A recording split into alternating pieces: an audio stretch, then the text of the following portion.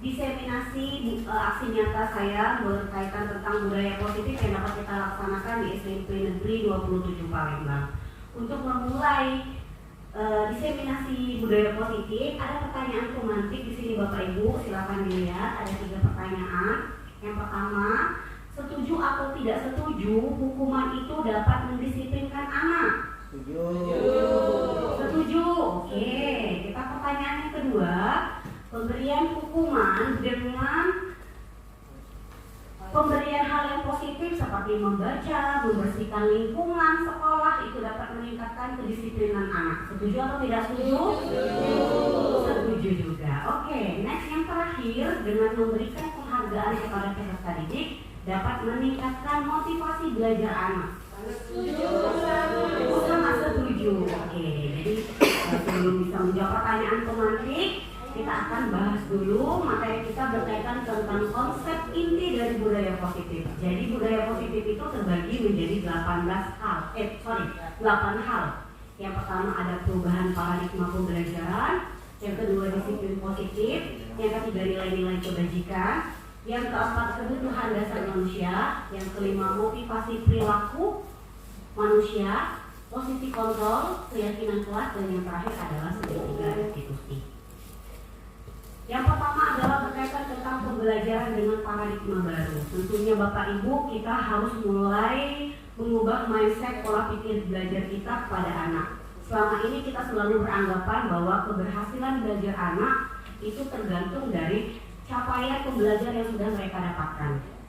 Terkadang juga capaian pembelajaran anak juga kita kaitkan dengan penilaian kognitif gitu kan. Kalau AKM, anak tersebut belum bisa kita nyatakan lulus ataupun berhasil dalam proses pembelajaran. Nah, paradigma itu kita ubah Bapak Ibu. Jadi proses pembelajaran yang kita lakukan jangan lagi berarah pada hal-hal yang berbau karena pencapaian kognitifnya atau capaian pembelajarnya, tapi kita ubah harus sesuai dengan minat dan bakatnya, sesuai dengan kebutuhan anak, sesuai dengan teori perkembangan anak tersebut. Jadi kita gunakan sistem pembelajaran yang tipenya berdiferensiasi. Jadi kita memfasilitasi anak sesuai dengan minatnya, dengan bakatnya, agar bisa mencapai tujuan yang sudah ditetapkan oleh Kemdikbudristek, yaitu profil pelajar Pancasila. Selama ini juga kita sering sekali miskonsepsi terhadap teori kontrol diri seorang guru. Yang pertama, kita itu sering berilusi bahwa guru itu memiliki kontrol penuh terhadap peserta didik, bahwa kita bisa mengontrol peserta didik dengan sesuka hati kita karena kita adalah seorang guru. Itu hanyalah ilusi kita sebagai seorang pendidik. Yang kedua, kita berilusi bahwa dengan memberikan penguatan positif kepada anak itu dapat bermanfaat dan efektif dalam proses pembelajaran. Itu juga sekadar ilusi yang kita anggap itu efektif untuk anak-anak. Yang ketiga, ilusi bahwa kritik dan membuat rasa bersalah kepada anak mampu menguatkan karakter. Kalau anak ada yang melakukan kesalahan, kemudian kita membuat anak tersebut merasa bersalah dengan kesalahannya, terus kita beranggapan bahwa apa yang sudah kita lakukan itu dapat memperkuat karakter anak, itu juga hanya sekadar ilusi kita. Selanjutnya yang terakhir, ilusi ini berkaitan dengan ilusi yang pertama bahwa katanya orang dewasa berhak memaksa. Itu yang sering sekali kita lakukan Bapak Ibu, yang mengintervensi peserta didik dengan cara memaksa bahwa kita memiliki kontrol penuh terhadap anak. Itu juga ilusi terhadap kontrol diri. Adapun perubahan itu kita ubahlah paradigma tersebut menggunakan teori kontrol atau teori pilihan. Yang pertama, ada stimulus respon yang mengatakan bahwa kita mencoba mengubah orang agar berpandangan sama dengan kita, memaksakan sesuatu agar sama dengan apa yang kita pikirkan. Itu salah. Ya, apalagi memaksakan anak didik sama dengan cara pemikiran yang kita lakukan, itu juga salah. Kita ubahlah teori tersebut menjadi teori kontrol bahwa kita itu berusaha untuk menerima perbedaan yang ada, menerima perbedaan pandangan pendapat dari peserta didik yang ada, ya agar tercapai tujuan yang kita inginkan tadi. Jadi tidak ada yang namanya menang kalah. ya. Nanti kita akan mengusahakan yang terakhir, model berpikir menang kalah, itu nggak ada lagi. Nah kalahkan, nah bener ibu kan, nah itu sering statement kita keluarkan, ya. Itu kita ganti, kita carilah solusi dengan cara mengajak kolaborasi, konsensus itu kesepakatan. Dengan cara konsensus atau kesepakatan itu, kita akan menghasilkan pola pikir yang sifatnya win-win solution. Kamu menang, ibu menang. Ya, jadi jangan lagi beranggapan bahwa kamu salah, ibu benar. Jadi sama-sama kita mencari, berkolaborasi dengan peserta didik tersebut untuk menciptakan pilihan-pilihan baru agar pilihan tersebut bisa menghasilkan win-win solution tadi. Selanjutnya kita berbicara tentang disiplin, Bapak Ibu. Kalau kita berbicara disiplin, itu berdasarkan bahasa Latin disiplina, yaitu belajar. Jadi makna disiplin itu sebenarnya bagus, Bapak Ibu ya. Dimana di situ katanya disiplin itu menggali potensi anak, menggali potensi diri menuju sebuah tujuan atau apa yang dia hargai. Tapi lambat laun proses kata disiplin itu mengarah ke arah yang strength, mengarah ke arah disiplin itu pasti sesuatu yang dilakukan seseorang untuk mendapatkan kepatuhan. Jadi konteksnya udah jelek, udah negatif. Kalau kita berbicara disiplin pasti dia tidak patuh, dia itu patuh atau tidak patuh. Padahal makna disiplin itu adalah menghargai diri sendiri untuk mencapai tujuan tadi. Ya, itu adalah makna disiplinnya sebenarnya. Tapi lambat laun makna disiplin tadi berubah, apalagi dalam kebudayaan kita, bahwa disiplin itu suatu hal yang tidak nyamanan. Artinya orang itu tidak patuh, orang itu tidak tunduk terhadap peraturan atau kepada orang lain.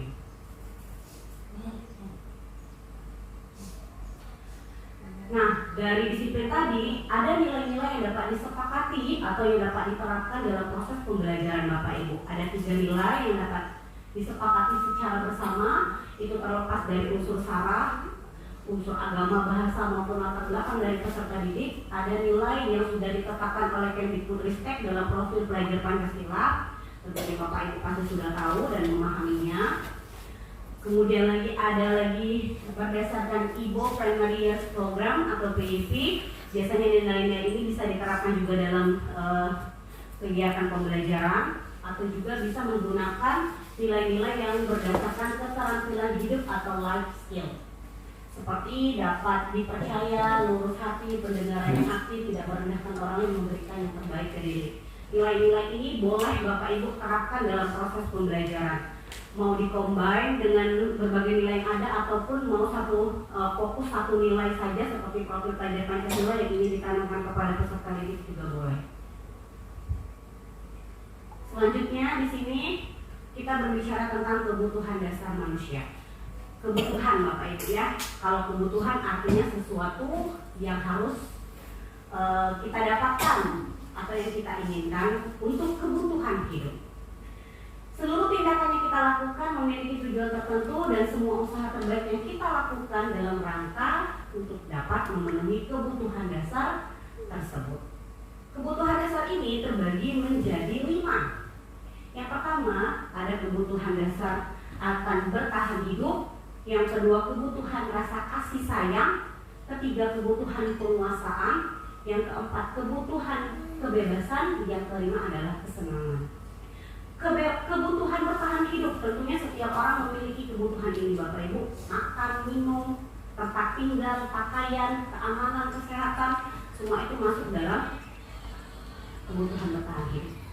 Yang kedua, kebutuhan untuk dapat diterima, dipedulikan. Nah, inilah kadang-kadang yang kita alami di lapangan Bapak Ibu ya, bahwa anak-anak sering sekali kurang, ada anak-anak yang kurang terhadap kebutuhan dasar ini, yaitu rasa kasih sayang. Kemudian lagi kerjasama, menjadi bagian dalam suatu kelompok atau dianggap kayak gitu Bapak Ibu ya.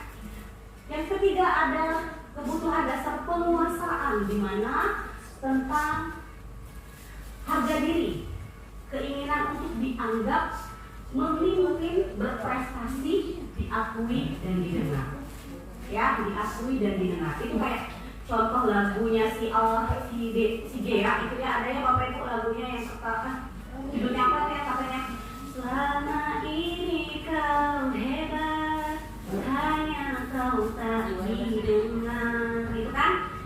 dari lagu itu aja kita udah tahu, oh ternyata si pencipta ini kekurangan kebutuhan dasar penguasaan karena dia tidak didengar oleh orang lain.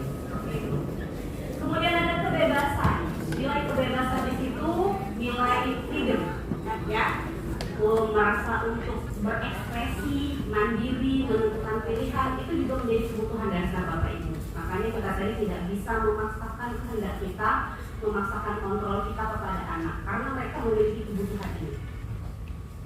Yang terakhir adalah kesenangan. Nah ini yang kadang-kadang lupa batasan Bapak Ibu ya, bahwa semua orang, mau anak kecil, dewasa, tua, muda ya, semuanya itu pasti membutuhkan kebutuhan dasar yang terakhir ini, kesenangan. Apa saja? Banyak sekali nilai-nilai kesenangan yang bisa kita dapatkan. Tentunya dengan cara bermain, humor, antusiasme, tertawa. Saya juga jarang dengar kalau ada orang pengen seneng-seneng dia nangis. Oh misalnya dilihat tuh Ibu Martin nih, kenapa dia nangis? Oh lagi seneng. Jarang ya Bapak Ibu ya, pasti kalau berbicara kesenangan pasti hal yang menyenangkan. Selanjutnya,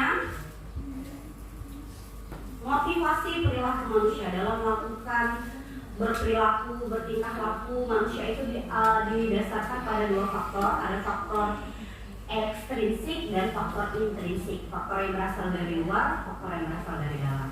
Kalau dari luar, biasanya seseorang itu melakukan suatu tindakan karena dia ingin menghindari ketidaknyamanan atau hukuman. Yang kedua, karena dia ingin mendapatkan reward atau penghargaan. Itu faktor ekstrinsik. Faktor intrinsiknya dari dalam karena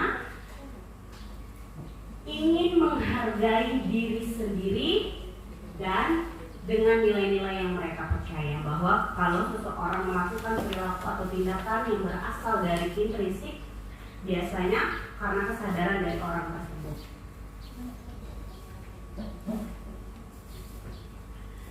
Di sini ada saya membagikan materi berkaitan tentang perbedaan antara hukuman, kemudian konsekuensi, dan restitusi. Ketiga hal ini adalah hal yang sangat berbeda Bapak Ibu karena akan ada efeknya kepada peserta didik. Yang pertama adalah hukuman. Hukuman itu biasanya kita berikan kepada peserta didik sifatnya tidak terencana, jadi spontan. Murid tidak tahu apa yang akan terjadi atau yang tidak dilibatkan, biasanya bersifat satu arah langsung dan berupa hukuman fisik atau psikis. Sementara kalau konsekuensi itu terencana, disepakati, jadi ada aturan mereka langgar, itu konsekuensi. Ya, kemudian lagi dalam konsekuensi murid juga merasa tetap tidak nyaman dan sikap guru selalu memonitor atau memantau peserta didik. Yang terakhir adalah restitusi. Restitusi itu adalah proses menciptakan kondisi bagi murid untuk memperbaiki kesalahan. Nah, di situ proses restitusi itu dilakukan secara kolaborasi dengan peserta didiknya langsung untuk dapat mencari solusi sendiri. Ya, kalau dia konsekuensi sudah ada di dalam aturannya. Kalau kamu terlambat, kamu harus pulang ke rumah. Kalau kamu tidak memakai sepatu hitam, sepatu kamu kami sita. Itu konsekuensi. Tapi kalau dalam restitusi tidak ada Bapak Ibu. Jadi kita sama-sama berdiskusi dengan peserta didik mencari solusi dari permasalahan atau kesalahan yang sudah dibuat oleh anak. Di situ ada tabel, 5 posisi kontrol seorang guru dalam menghadapi permasalahan yang terjadi, baik itu hukuman, konsekuensi atau segitiga restitusi tadi. Guru itu bisa menjadi seorang penghukum. Yang kedua, guru bisa menjadi pembuat merasa bersalah. Yang ketiga, guru bisa memposisikan dirinya sebagai seorang teman.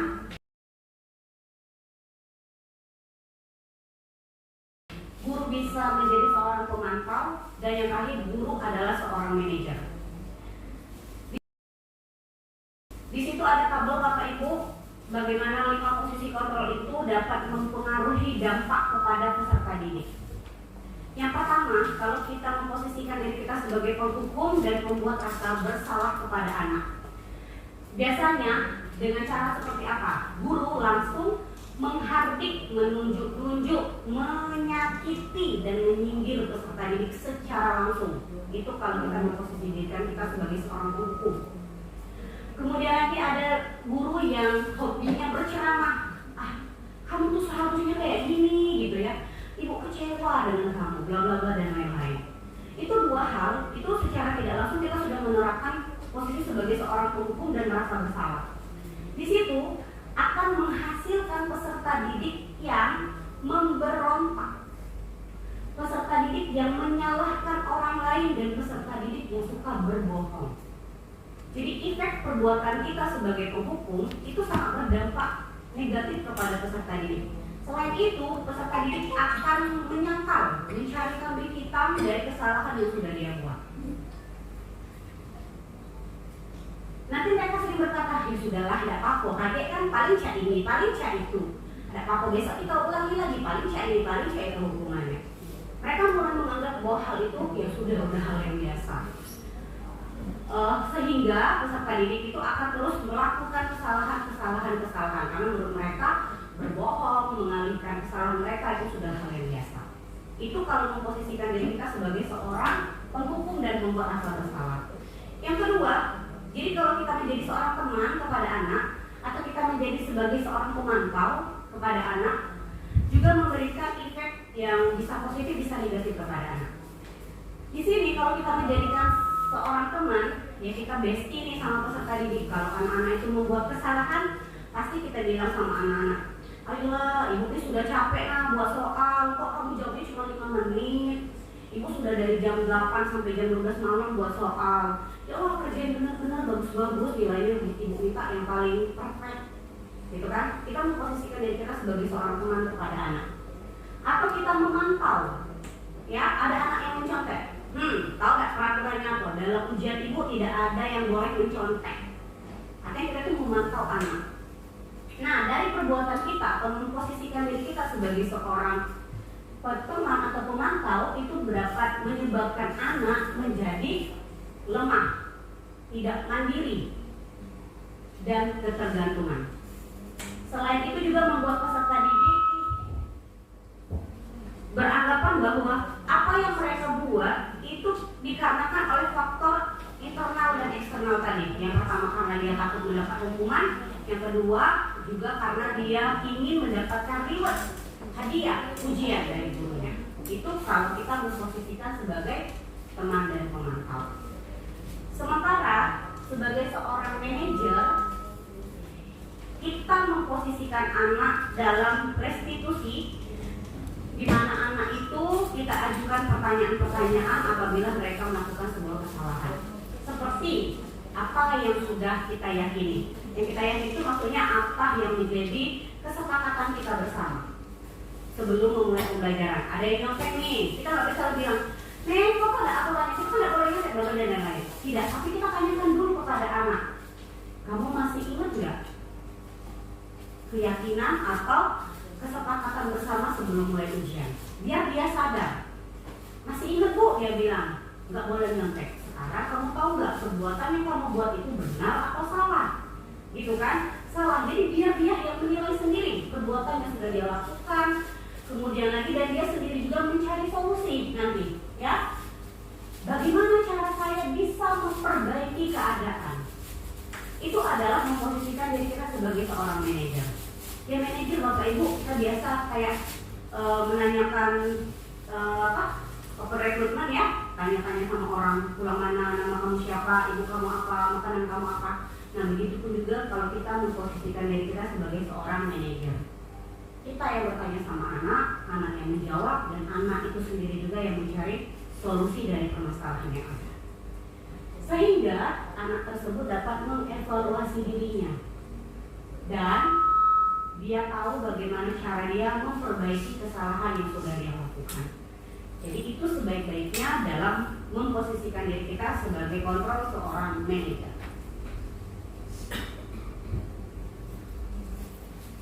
Oke Bapak Ibu, di sini ada pertanyaan nih. Ada 5 posisi kontrol tadi, masih ingat? Yang pertama sebagai apa? Penghukum. Kedua pemantau. Yang ketiga manajer. Keempat teman. Yang terakhir merasa bersalah. Ya, coba Bapak Ibu lihat dulu di sini di kolom pertama posisi kontrol sebagai apa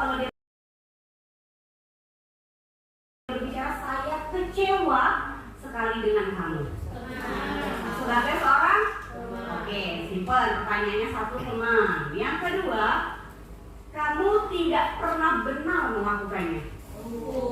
Mendukung. Oke, kita simpan. Yang ketiga, ayolah, lakukanlah ini demi ibu.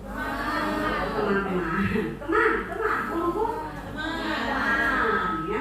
Yang selanjutnya, apakah kamu mau mendapatkan stiker bintang hari ini?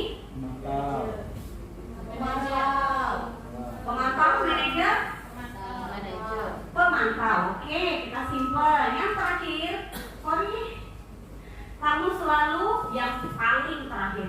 Ini terakhir terus kumpul. Sebagai apa? Ya. Coba Bapak Ibu lihat dulu di sini di kolom pertama, posisi kontrol sebagai apa kalau dia berbicara saya kecewa sekali dengan kamu. Sebagai seorang? Oke, simpen. Pertanyaannya satu, teman. Yang kedua, kamu tidak pernah benar melakukannya. Pendukung. Oke, kita simpan. Yang ketiga, ayolah, lakukanlah ini demi ibu. Teman. Pendukung. Ya. Yang selanjutnya, apakah kamu mau mendapatkan stiker bintang hari ini? Pemantau, manajer? Pemantau. Oke, kita simpan. Yang terakhir, kamu selalu yang paling terakhir. Ini terakhir terus kumpul. Sebagai apa? Ya, jawabannya di sini Bapak Ibu. Yes. Jadi hampir jawabannya tadi 90 sampai 95 lah ya, udah benar semua. Jadi yang pertama itu benar bahwa kita memposisikan kita sebagai pembuat orang merasa bersalah. Tadi ada yang berhukum ya jawabnya ya. Yang kedua itu kita baru memposisikan diri kita sebagai seorang penghukum.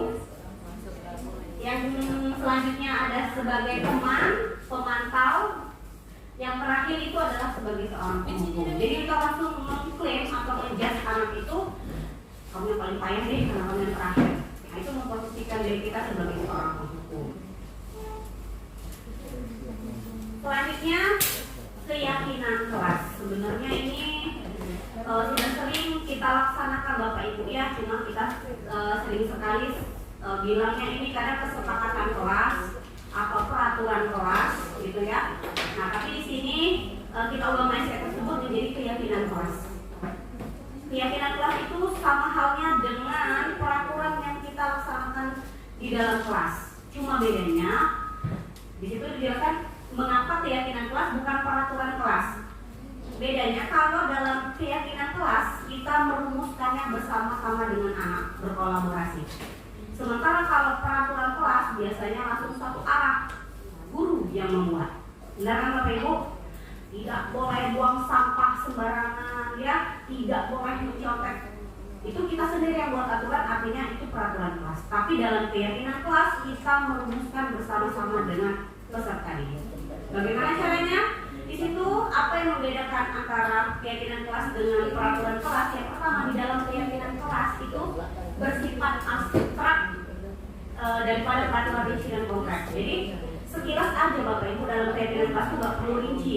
Kamu melanggar pasal 27 ayat 3 nggak perlu. Simple aja. Jangan membuang sampah sembarangan. Jadi abstrak aja kata-katanya bisa umum. Kemudian lagi disesuaikan dengan kondisi kelas dan sekolah sehingga mudah diterapkan oleh anak. Karena dalam keyakinan kelas kita merumuskan dengan anak sendiri yang buat, pasti aturan itu yang sering mereka alami di dalam kelas.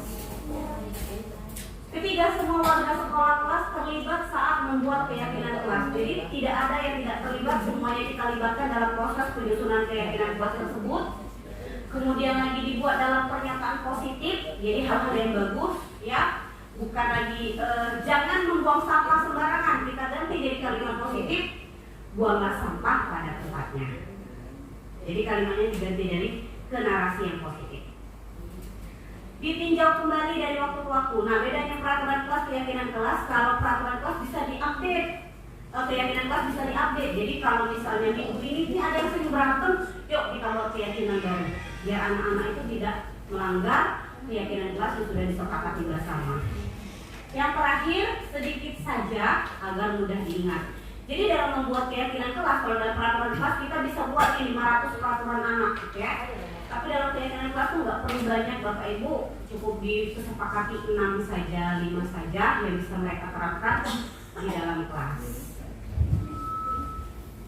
Nah, yang pertama ada kebutuhan dasar akan bertahan hidup, yang kedua kebutuhan rasa kasih sayang, ketiga kebutuhan penguasaan, yang keempat kebutuhan kebebasan, yang kelima adalah kesenangan. Kebutuhan bertahan hidup, tentunya setiap orang memiliki kebutuhan ini Bapak Ibu.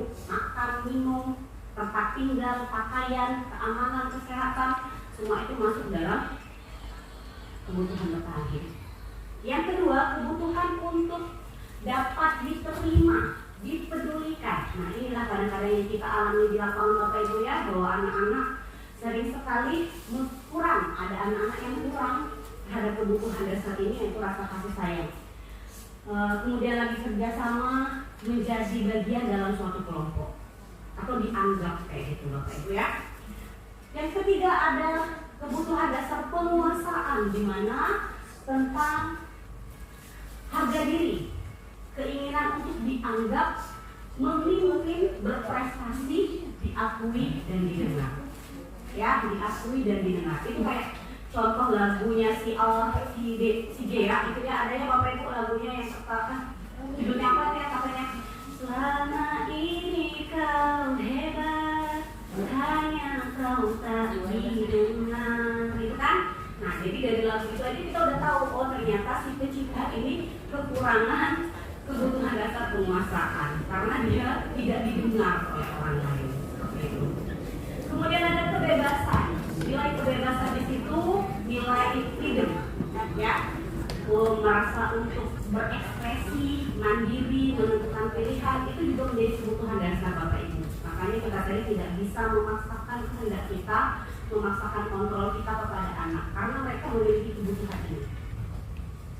Yang terakhir adalah kesenangan. Nah, ini yang kadang-kadang lupa batasan Bapak Ibu ya, bahwa oke. Segitiga restitusi, ini udah hampir materi yang terakhir Bapak Ibu ya. Dari tadi kita membahas tentang suatu kesalahan anak, ada yang namanya penghukum, ada yang namanya konsekuensi, dan yang terakhir adalah restitusi. Nah, di sini kita akan membahas detail tentang segitiga restitusi. Kalau kita sebagai penghukum, kita biasanya langsung menjudge anak, langsung memberikan hukuman fisik atau psikis kepada anak. Kalau konsekuensi, karena sudah ada aturan. Tapi kalau dalam segi tiga restitusi, kita sama-sama berkolaborasi dengan anak, mendiskusikan mulai dari awal sampai dengan solusi dari permasalahan yang sudah mereka lakukan. Yang pertama, dalam tahap segitiga restitusi adalah menstabilkan identitas. Bagaimana prinsip ini kita menggeser identitas anak yang gagal menjadi ke arah identitas yang sukses. Caranya seperti apa? Ketika anak berbuat salah, kita yakini kepada anak bahwasanya kita juga seorang manusia itu pasti pernah melakukan kesalahan. Jadi anak itu jangan langsung kita bilang, iya kau memang salah, kau memang ini mah itu, seperti itu ya. Tapi kita sama-sama membuat anak menyadari bahwasanya setiap orang itu pasti pernah membuat kesalahan. Itu caranya kalau kita ingin menstabilkan identitas. Jadi ketika dia bercerita dia nyaman, jadi dia nggak merasa, iya jadi apa yang saya buat itu nggak terlalu salah, seperti itu. Yang kedua, kita melakukan tahap validasi tindakan yang salah. Nah, di sini kita mulai memvalidasi bukan dengan cara menjudge. Iya kok jelas salah, perbuatan yang kamu lakukan itu jelas salah, langgar aturan, tidak tahu, tidak disiplin, tidak bla bla bla dan lain-lain. Tapi di situ dengan cara kamu bisa saja melakukan hal yang lebih buruk, tapi kamu tidak melakukannya kan? Jadi kita ajak anak tuh sama-sama berpikir, mengevaluasi dari perbuatan yang dia lakukan. Kamu pasti punya alasan untuk melakukannya. Jadi kita tanya dulu alasannya Bapak Ibu. Kenapa bisa melakukan kesalahan tersebut? Seperti balik lagi tadi ke kebutuhan dasar manusia, ada 5 kebutuhan dasar anak. Bisa jadi karena dia tidak makan, bisa jadi karena dia kurang disayangi, kurang didengar, atau bahkan kurang kesenangan di rumahnya, sehingga dia melakukan kesalahan di sekolah. Yang terakhir dalam segitiga restitusi yaitu menanyakan keyakinan sesuai dengan keyakinan yang sudah kita sepakati bersama, gitu kan? Apa saja yang telah apa saja kesepakatan yang sudah kita lakukan, apa saja yang sudah tidak kamu lakukan, sehingga yang terakhir nanti kita akan sama-sama mencarikan solusi dari permasalahan yang ia lakukan. Solusi pun juga kita rumuskan secara bersama-sama dan mengutamakan anak, ya, anak dulu dalam mencari solusi, baru kita bisa memvalidasinya bisa dilakukan atau tidak, atau bahkan bisa membantu dalam melakukan solusi dari permasalahan yang mereka lakukan.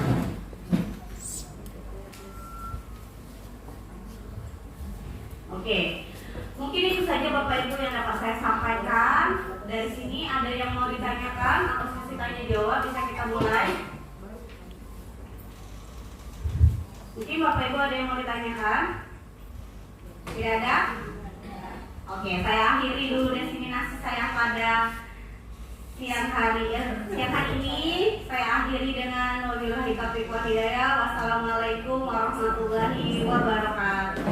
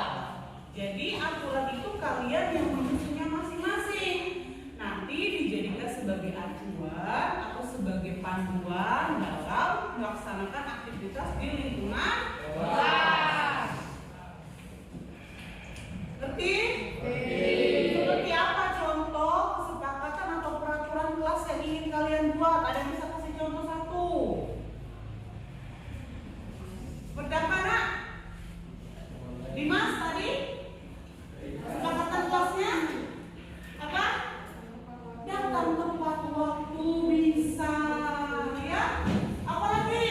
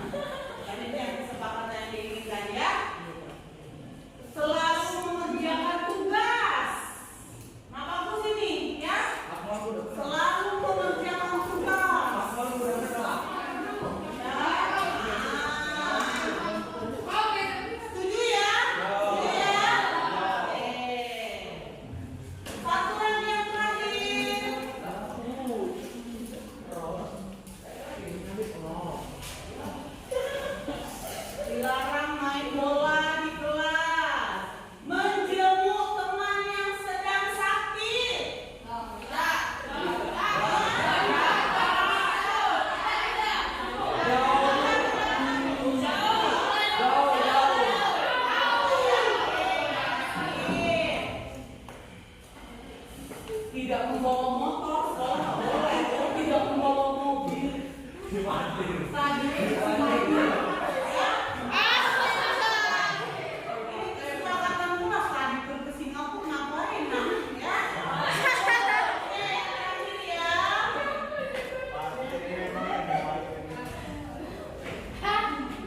Nih, diam saat guru menjelaskan. Ya, menghormati guru. Oke, jadi sudah kita dapat 6 kesepakatan kelas yang ada di kelas 7. Nah, ulanginya sama-sama. Yang pertama apa? Saling menghormati sesama. Nah, yang kedua tidak boleh membawa handphone. Yang ketiga datang tepat waktu. Yang keempat menjaga kebersihan kelas. Menjaga kebersihan kelas. Yang kelima selalu mengerjakan PR. Ya, satu PR. Yang terakhir diam saat guru menjelaskan. Sepakat?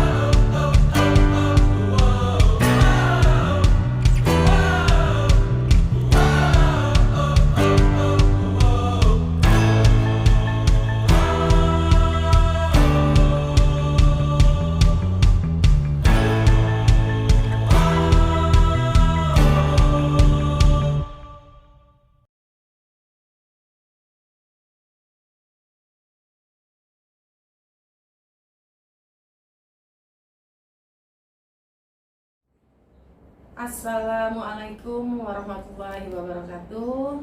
Saya Rusdiana MPD, Kepala Sekolah SMP Negeri 27 Palembang, mengucapkan selamat kepada guru kami Widya Iriani SPD, Mutia Masita SPD, Nopita Sari SPD yang telah berhasil lulus dalam seleksi calon guru penggerak angkatan ke-9 dan saat ini sedang menempuh pendidikan calon guru penggerak. Selain itu, saya juga mengucapkan terima kasih kepada ketiga guru kami. Mudah-mudahan apa yang mereka lakukan saat ini dengan mengikuti pendidikan calon guru penggerak angkatan 9 dapat memberikan contoh yang baik, disiplin positif yang baik pada guru-guru, pada siswa di SMP Negeri 27 Palembang. Besar harapan kami kepada Ibu Widya Iriani, Mutia Masita, dan Nopita Sari dapat memberikan contoh, dapat memotivasi, dapat mensupport baik kepada guru-guru dan juga terutama kepada siswa. Mudah-mudahan pendidikan yang mereka tempuh saat ini dapat memberikan contoh disiplin-disiplin yang baik dalam membentuk karakter siswa, dalam membangun budaya-budaya positif di sekolah dengan meningkatkan disiplin, karakter yang baik, dan menjadi panutan serta motivasi bagi guru-guru yang lain.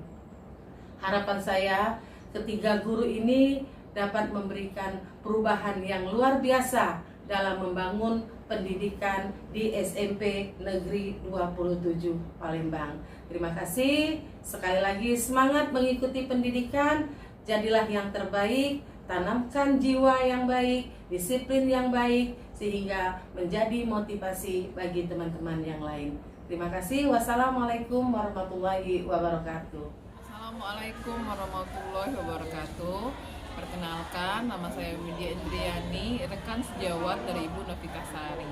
Setelah saya mendapatkan atau ikut dari diseminasi Ibu Novita Sari, saya sangat senang dengan materi yang beliau bagikan. Karena memang selama ini permasalahan yang ada di sekolah menyangkut kedisiplinan menjadi permasalahan yang tak berujung. Semoga kedepannya dengan adanya materi ini kami semua dapat melaksanakan disiplin positif, segitiga restitusi, dan peran kontrol dari guru. Sehingga apa yang kami idam-idamkan mengenai budaya positif di sekolah dapat kami wujudkan secara bersama-sama. Kedepannya kami berharap Ibu Novita dapat membagi kembali ilmu-ilmu baru yang ia dapatkan dari program Guru Penggerak. Semoga kami bersama Ibu Novita dapat menjadikan pembelajaran yang berpihak pada murid demi kesuksesan tujuan pendidikan Indonesia mencapai profil pelajar Pancasila. Terima kasih. Wassalamualaikum warahmatullahi wabarakatuh. Assalamualaikum warahmatullahi wabarakatuh. Terima kasih atas kesempatan yang diberikan kepada saya. Sebelumnya saya ingin memperkenalkan diri. Nama saya adalah Bu Weni Rosdiana. Saya mengajar yaitu olahraga, di mana di sini saya adalah rekan dari Ibu Novita yang sekarang sedang ikut pelatihan guru penggerak di SMP Negeri 27. Maka dari itu saya kepada Ibu Novita agar lebih baik lagi ke depannya dalam mengimplementasikan itu sekolah penggerak tersebut dan lebih sukses di dalam pendidikan guru penggerak. Guru pendidikan di SMP Negeri 27. Selamat bagi Ibu Novita Sari.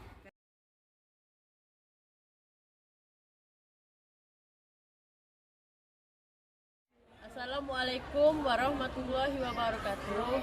Nama saya Sanista Ganda Putri dari kelas 75. Setelah menyusun keyakinan kelas dengan Bu Tata, kami merasa lebih mandiri dan percaya diri dalam mengikuti pembelajaran kelas.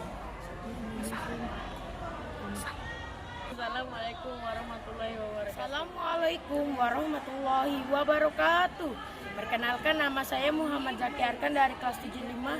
Setelah menyusun keyakinan kelas bersama dengan Bu Tata, saya merasa lebih jujur dan bersemangat. Wassalamualaikum warahmatullahi wabarakatuh. Assalamualaikum warahmatullahi wabarakatuh. Nama saya Denisa Pranata dari kelas 75. Telah menyusun keyakinan kelas bersama Bu Tata, kami merasa lebih bertanggung jawab untuk mengikuti pembelajaran di kelas. Assalamualaikum warahmatullahi wabarakatuh.